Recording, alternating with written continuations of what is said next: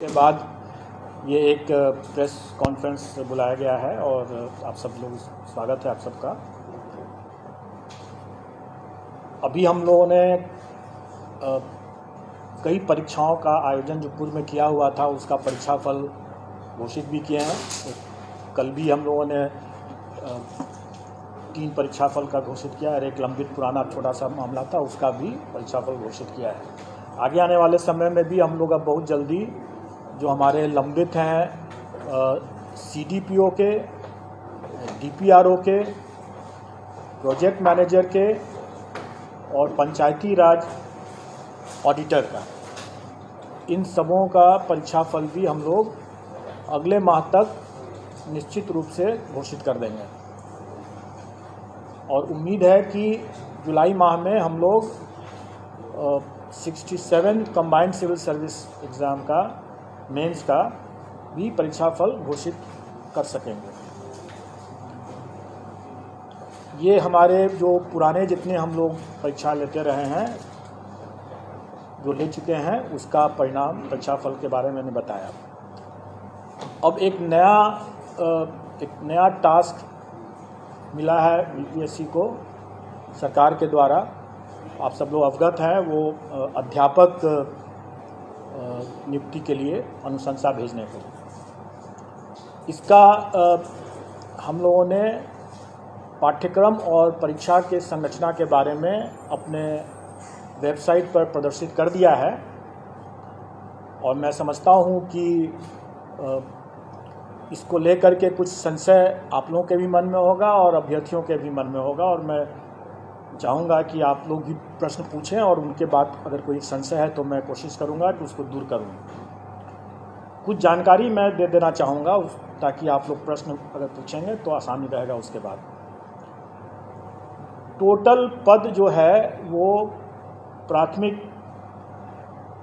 प्राथमिक विद्यालय के लिए 79,943 है जिसकी अधियाचना आयोग को प्राप्त हुई है। 79,943। उसके बाद माध्यमिक विद्यालय के लिए 32,916 32,916 और उसके बाद हायर सेकेंडरी के लिए 57,602 57,602। टोटल होता है 1,70,461 1,70,461 आप लोग भी टोटल कर लेंगे। अब इसमें जो अर्हताएँ हैं वो सरकार के नियमावली में दिया हुआ है और जहाँ जहाँ वो मिसिंग होगा वो सरकार के निर्देश पर और सरकार के साथ आयोग की संयुक्त बैठक में जो निर्णय लिया जाएगा उसके अनुरूप वो होगा। और वो विज्ञापन के समय जब निकलेगा 1-2 दिन में मैं समझता हूँ कि विज्ञापन भी हम लोग निकाल देंगे।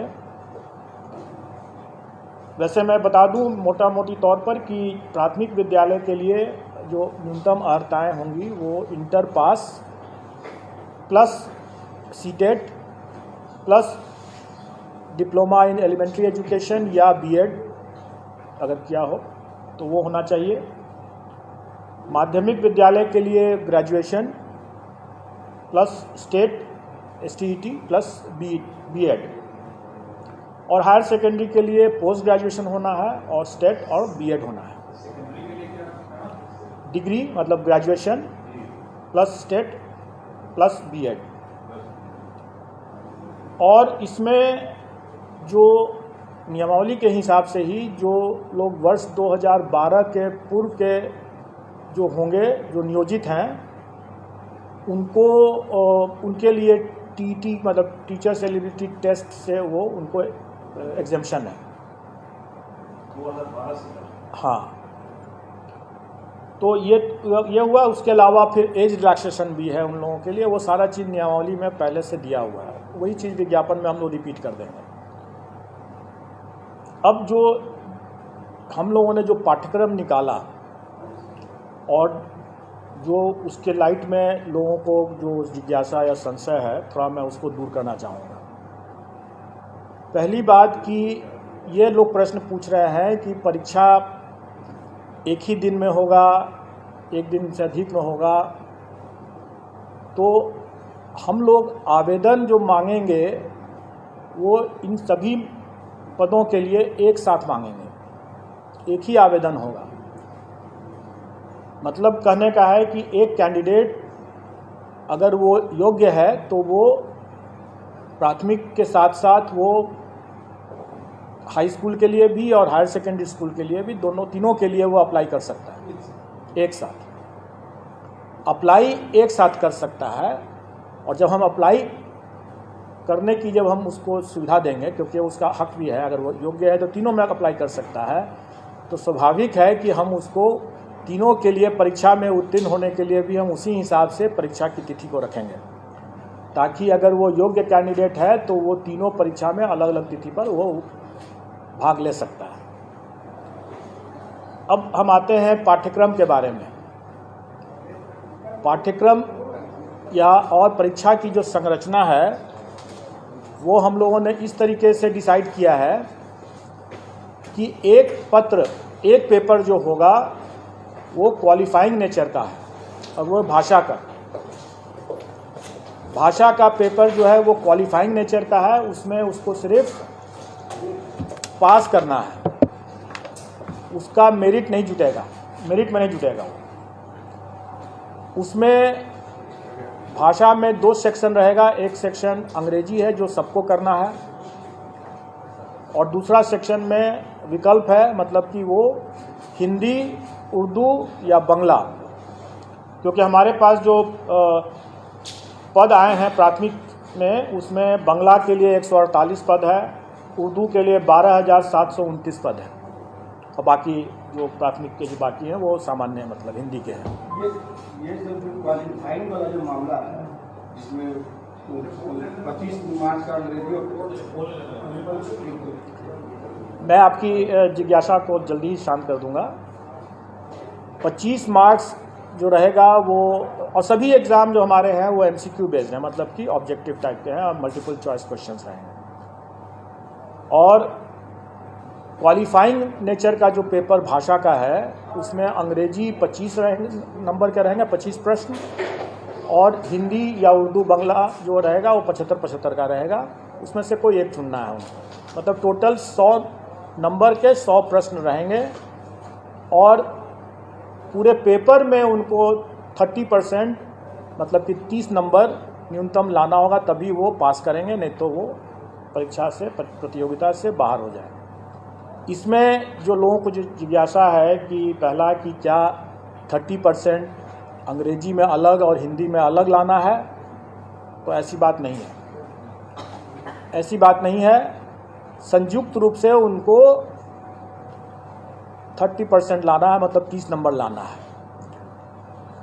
लेकिन मेरा यह मानना है कि ऐसा नहीं हो सकता है कि कोई शिक्षक हों और वह सड़क पर अगर चल रहे हैं और सड़क पर जो रोड पर जो साइनेजेस रहता है वो अंग्रेजी में भी रहता है, तो उसको न पढ़ सकें, वो शिक्षक क्या हुए? जो राह चलते हुए जो रोड के जो साइनेजेस है उसको अंग्रेजी में अगर लिखा हुआ है तो उसको भी न पढ़ सकें, तो क्या वो अच्छी गुणवत्ता के शिक्षक हुए?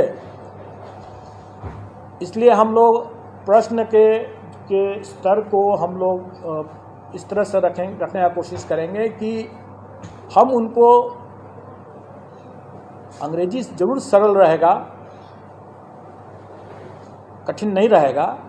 हम मानते हैं कि यहाँ पर हिंदी भाषी प्रदेश है तो अंग्रेजी का प्रश्न कठिन नहीं रहेगा, लेकिन इसका ये मतलब हुआ कि हिंदी का भी प्रश्न सरल नहीं होगा।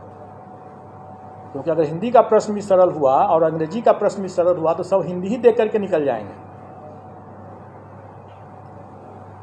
इसलिए थोड़ा हम लोग भी दिमाग लगाएंगे, और मैं चाहूँगा कि अभ्यर्थी भी थोड़ा तो अंग्रेजी भी पढ़ ही लें, ताकि वो शून्य ना हो अंग्रेजी उनका, क्योंकि शून्य से अगर फिर वो आगे नहीं बढ़ पाएंगे, राह चलता वो साइनेज भी नहीं पढ़ पाएंगे, तो वो अपने छात्रों को कैसे पढ़ाएंगे। ये रही बात जो हमारे वैकल्पिक जो क्वालिफाइंग नेचर के जो भाषा का जो पत्र है उसके बारे में मैंने बतलाया। इसके बाद अब मेन पेपर होगा। मेन पेपर 150 नंबर का होगा जिस पर कि मेरिट होगा, और हर स्कूल के कैटेगरी के लिए एक ही मेन पेपर है। जैसे प्राथमिक के लिए सिर्फ एक मेन पेपर है, अगर हम हाई स्कूल के लिए जाते हैं तो उसके लिए भी एक ही मेन पेपर है, और अगर हम इंटर के लिए भी इंटर स्कूल के लिए भी जाते हैं, मतलब हायर सेकेंडरी स्कूल के लिए जाते हैं तो उसके लिए भी एक ही मेन पेपर है। एक ही पेपर उसके बाद देना है, और वो अगर कोई अभ्यर्थी अगर तीनों श्रेणी के लिए अप्लाई करता है तो स्वाभाविक है कि उसको फिर तीनों पेपर देना होगा। अलग अलग दिन होगा लेकिन देना होगा तीनों के। मेरिट लिस्ट अलग अलग बनेगा क्योंकि सबके लिए अलग अलग वो परीक्षा है। अब रही बात कि जो भी 150 नंबर का जो मेन पेपर हुआ उसका कंपोजिशन इस तरह से रहेगा कि 100 क्वेश्चंस तो रहेंगे वही जो वो अपने विद्यार्थियों को पढ़ाते हैं, उसका टॉपिक, उसका चैप्टर, उसका विषय वो वही होगा जो अपने बच्चों को पढ़ाते हैं स्कूल में। इसलिए अगर ये जिज्ञासा है कि उसका हम सिलेबस में विस्तार करके दें तो मेरा ये कहना होगा कि बिहार एग्जामिनेशन बोर्ड का जो सिलेबस है बच्चों के लिए उसी को देख लें, उसी को पढ़ लें, चैप्टर उसी के हिसाब से कंप्लीट कर लें, उनका डिटेल सिलेबस हो जाएगा। अगर मान लें कि अगर कोई फिजिक्स का देखता है या कोई हिंदी का देखता है तो जो अगर कोई इंटर का अगर है वो विषय तो इंटर में जो पढ़ाई होती है एक फिजिक्स के स्टूडेंट के लिए उसका वही रहेगा, चैप्टर कंटेंट्स वही रहेगा। प्राथमिक विद्यालय में भी अगर जो बच्चों को जो पढ़ाते हैं शिक्षक वो वही रहेगा, कंटेंट वही, चैप्टर्स वही रहेंगे। मतलब सिलेबस का जो विस्तार डिटेल सिलेबस की जो लोग मांग कर रहे हैं वो करना ज़रूरत नहीं है, क्योंकि अगर उसको देखना है तो अपने बिहार एजुकेशन बोर्ड का सिलेबस बच्चों का उठा कर देख लें और उसी की पढ़ाई कर लें। अब रही बात कि शिक्षक हैं वो बच्चों से उनका ज्ञान ज़्यादा होना चाहिए, बच्चों से उनका स्तर ज़्यादा होना चाहिए, तभी तो पढ़ा पाएंगे। तो स्वाभाविक है कि प्राथमिक शिक्षक के लिए जो अभ्यर्थी होंगे उनका चैप्टर तो वही होगा जो बच्चों को पढ़ाने वाला है, लेकिन उसका स्तर जो होगा वो बच्चों वाला तो नहीं होगा। उनका स्तर जो उनके लिए जो जैसे प्राथमिक शिक्षक के लिए न्यूनतम निर्धारित योग्यता जो है वो इंटर है,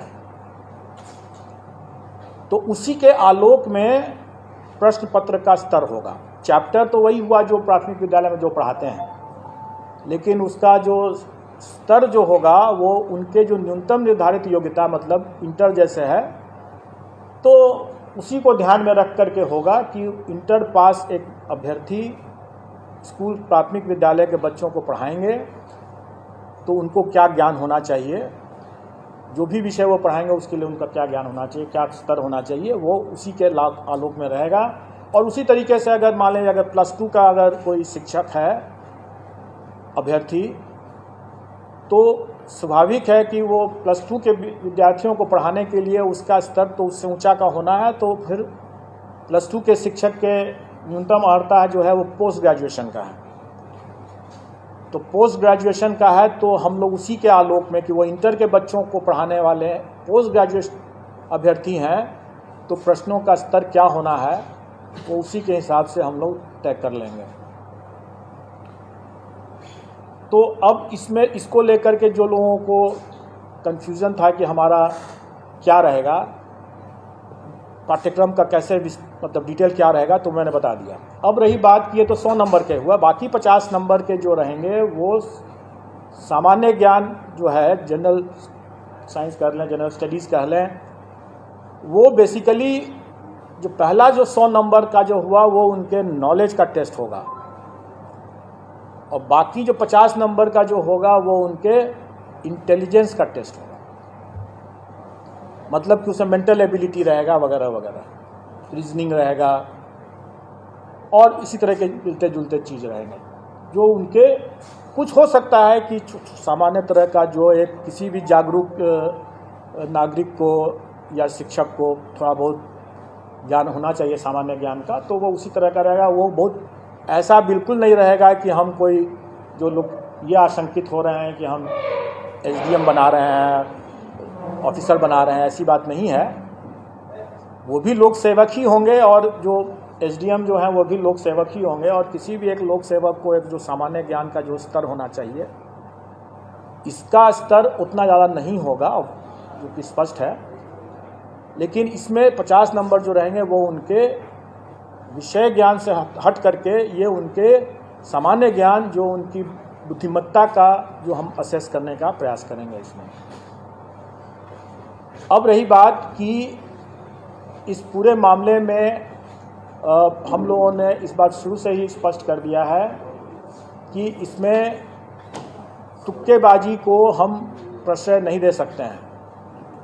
मेरा ये मानना है कि अगर कोई ऑफिसर अगर है तो वो ऑफिसर, जैसे सिविल सर्विसेज का हम एग्ज़ाम लेते हैं, वो कोई भी विषय पढ़ के आता है, लेकिन वो उस विषय का उपयोग नहीं करता है अपने कार्य में।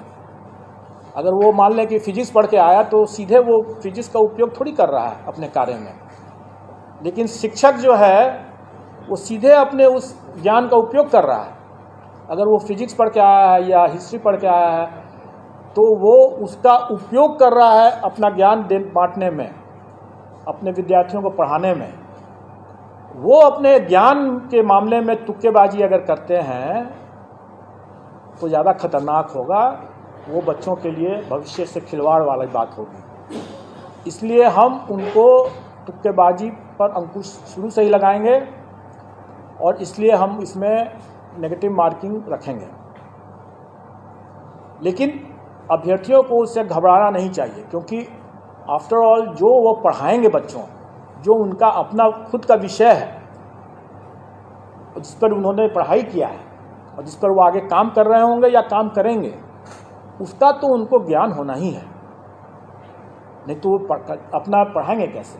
इसलिए वो क्योंकि उनका ज्ञान भी है, उसका अनुभव भी है, इसलिए उनको कोई उसमें तुक्का लगाने की ज़रूरत नहीं होगी उनको। और इस बार तो मतलब कंबाइंड सिविल सर्विस की तुलना में सक्सेस रेशियो जिसमें जो होना है, जैसे 1,70,000 से ऊपर वैकेंसी है। अगर अभ्यर्थियों की संख्या हम माने कि 6-7 लाख अगर होंगे तो आप अनुपात देख लें कि सक्सेस का अनुपात काफ़ी बेहतर है कंपेयर टू जो कंबाइंड सिविल सर्विसेज एग्ज़ाम, जिसमें कि काफ़ी मारामारी रहता है। तो इसमें उतना घबराने की ज़रूरत नहीं है। प्रश्न का स्तर जो होगा वो कठिन नहीं होगा, लेकिन डेफिनेटली वो एक तरह से बहुत हल्का भी नहीं होगा। वो उनके जो काम जो करेंगे, जो पढ़ाएंगे, उसको उसके ही आलोक में उसका स्तर होगा। तो नेगेटिव मार्किंग कितना होगा उसके बारे में जो लोग यहाँ पर पहले से जुटे हुए हैं आयोग के संबंध में, नेगेटिव मार्किंग संबंध में, जानते हैं कि अगर 5 ऑप्शन रहेंगे अगर, तो 1/n-1 होता है फॉर्मूला उसके हिसाब से। मतलब कि अगर 5 ऑप्शन है तो मतलब कि 4 गलत प्रश्न और 1 सही प्रश्न मिलाकर के 0 होना है। 5 ऑप्शन है तो 1/4 हो जाएगा, और अगर 4 ऑप्शन है तो 1/3 माइनस हो जाएगा। ये स्टैंडर्ड स्टैटिस्टिकल फॉर्मूला रहता है और इसका निर्णय हम लोग कर देंगे और वो परीक्षा में भी उन लोग पता चल जाएगा। लेकिन उससे घबराने की बात बिल्कुल नहीं है। और हम लोग अभ्यर्थियों को पर्याप्त समय भी देंगे पढ़ाई करने के लिए, तैयारी करने के लिए। इसलिए इसमें घबराने वाली बात तो बिल्कुल नहीं है। और अनुपात, जो सक्सेस का अनुपात इतना बेहतर है, मैं समझता हूँ कि जो अगर थोड़े से भी जो लोग पढ़ा रहे होंगे, ठीक से पढ़ा रहे होंगे, तो उनके लिए कोई दिक्कत नहीं होनी चाहिए, आ जाएंगे इसमें। अब आप लोगों का अगर कोई प्रश्न हो इसमें, कोई जिज्ञासा कब तक होगा सर? एग्ज़ाम कब तक होगा। एग्ज़ाम हम लोग में कोशिश करेंगे कि हम लोग उनको लगभग 3 माह का हम लोग उनको टाइम तो देना चाहेंगे, 90 दिन का। दिसंबर में लगभग एग्जाम होगा, नवंबर तक तो सितंबर तो आप लोग हम लोग एक साथ रोटी भी खा सकते हैं और सब्जी भी खा सकते हैं। तो हम लोग सितंबर में अगर वो परीक्षा कर रहे हैं तो इसका ये मतलब थोड़ी है कि हम लोग उसके पहले परीक्षा दूसरा नहीं ले सकते हैं। हम लोग उसके मतलब नहीं, ऐसी बात नहीं, हम लोग आसपास हम लोग उनको पर्याप्त समय देंगे और मोटा मोटी आप ये समझ के चलें कि अगस्त महीने में एग्ज़ाम होगा। अगस्त महीने में एग्ज़ाम होगा। हम लोग अभी क्योंकि वो ये एग्ज़ाम 4 दिन चलेगा, क्योंकि 4 पेपर हो जाते हैं और चूँकि हमें सबको मौका देना है, प्राथमिक के लिए भी और हाई स्कूल के लिए भी और हायर सेकेंडरी के लिए भी, इसलिए वो हमें समय लगेगा उसमें।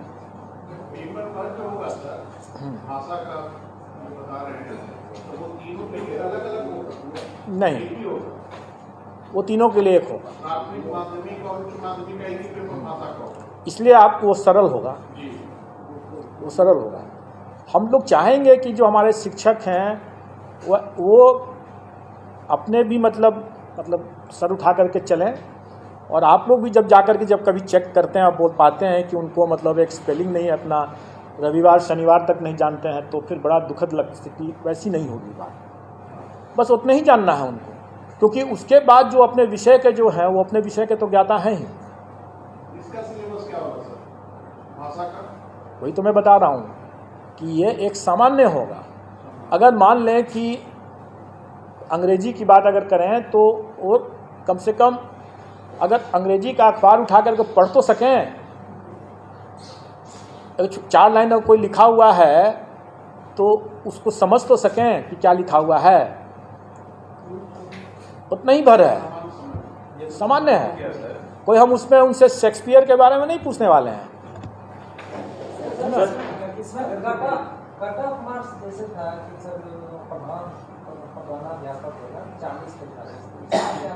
वो सामान्य प्रशासन का बहुत पुराना सर्कुलर है और वो सभी परीक्षाओं में लागू है, वो इसमें भी लागू है।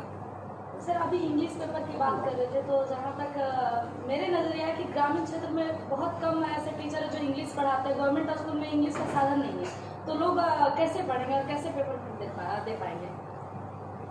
देखिए, जैसे आप शायद पता नहीं थी कि नहीं थी, मैंने बताया कि क्या ग्रामीण क्षेत्र के लोग पटना नहीं आ रहे हैं, आ रहे हैं।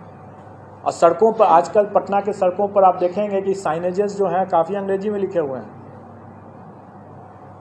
जितने व्हाट्सअप जो होते हैं, बहुत से व्हाट्सअप तो अंग्रेजी में भी लिखते हैं ना।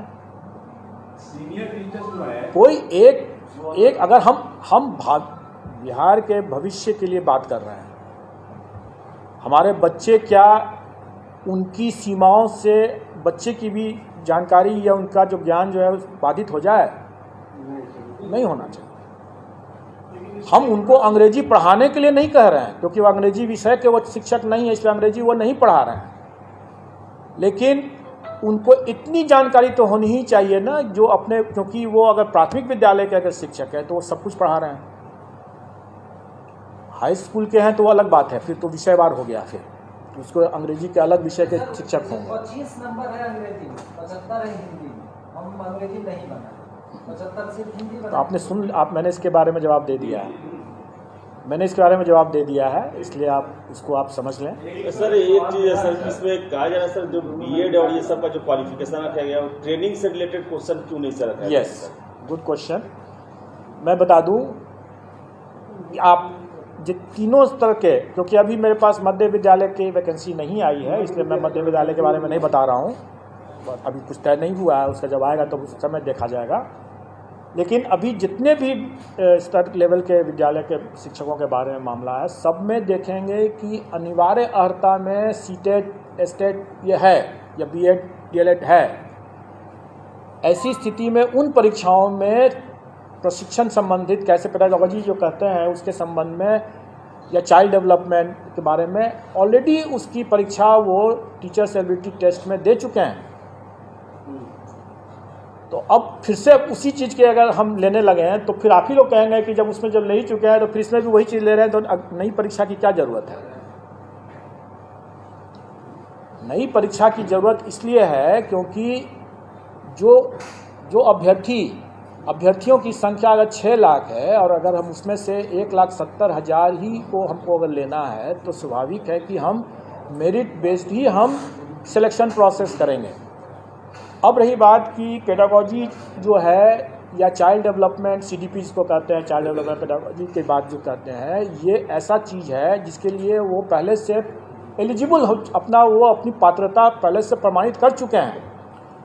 दूसरी बात कि ये ऐसा मामला है कि वो भविष्य में, क्योंकि वो TET करके आए हुए हैं, वो जब स्कूल में जब जाएंगे वहाँ भी और भी अनुभव ज्ञान अभी हासिल करेंगे, उनका उसमें निखार आना ही है। उस पर हमको एक बार जब वो एलिजिबिलिटी टेस्ट कर चुके हैं उस बिंदु पर, तो दोबारा हमको उसी बिंदु पर उसकी परीक्षा लेने का कोई मतलब नहीं है। ये भाषा वाले में आप जनरल तो हो गया, इंग्लिश और हिंदी दोनों होना चाहिए, लेकिन अगर कोई बंगला का इंस्ट्रूमेंट है या उर्दू का इंस्ट्रूमेंट है, उसके लिए क्या वो भाषा का क्या? वही तो मैं बताया ना कि हिंदी ऑब्लिक उर्दू ऑब्लिक बंगला। हिंदी ऑब्लिक प्रश्न पत्र बाइलिंगुअल रहेगा या हिंदी केवल? देखिए, प्रश्न पत्र जो हमारा जो सब्जेक्ट का जो रहेगा वो बाइलिंगुअल रहेगा, लेकिन नेचुरली अगर हिंदी का प्रश्न अगर है, का पेपर है, तो हिंदी में ही सिर्फ रहेगा। अगर इंग्लिश का है तो फिर उसमें हिंदी तो नहीं रहेगा। एक उर्दू वाले, मदरसा वाले, जो लैंग्वेज का जो विषय का जो पेपर रहेगा वो उसी लैंग्वेज में रहेगा, जो बाइलिंगुअल नहीं रहेगा।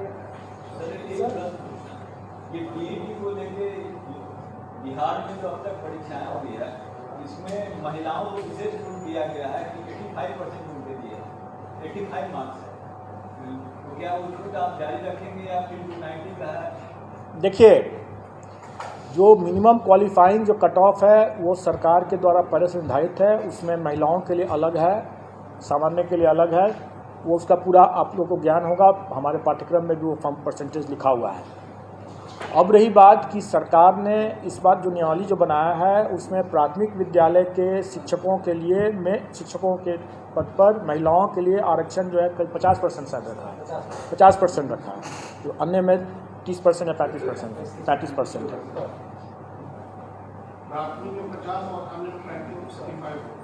अन्य में जो पहले से है वो सही रहे, और प्राथमिक विद्यालय के केस में 50% आरक्षण महिलाओं के लिए।